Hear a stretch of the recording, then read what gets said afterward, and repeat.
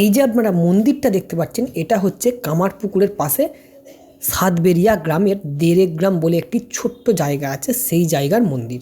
শ্রী শ্রী রামকৃষ্ণ পরমহংস দেবের পিতৃব্য সিদ্ধিরাম পুরুষ ও মূর্তিরামের চট্টোপাধ্যায়ের প্রতিষ্ঠিত সিদ্ধ পঞ্চায়েত আশ্রমের উত্তর শ্রী শ্রী কালিকা দেবীর প্রতিষ্ঠা।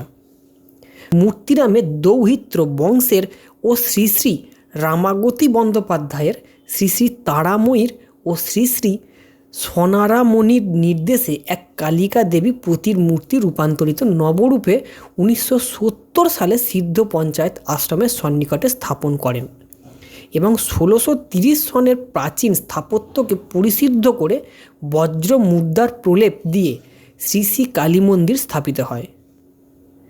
এর মধ্যে যদি কোথাও কোনো উচ্চারণ ভুল বলে থাকি অবশ্যই এটা ক্ষমা করবেন। পঞ্চমন্দির বেদি এটা।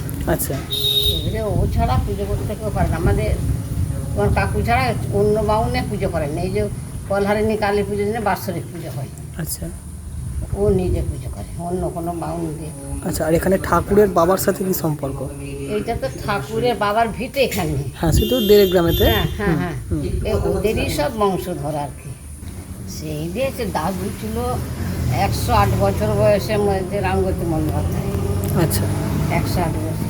ওই সাথে রামগতি বন্দ্যোপাধ্যায় আছে না, ওই ফটোটা পরে দেখবে। ওর মন্দির। এবারে ওর মানে বর্তমানে নাতি করছে। আচ্ছা, আচ্ছা। পুজোটা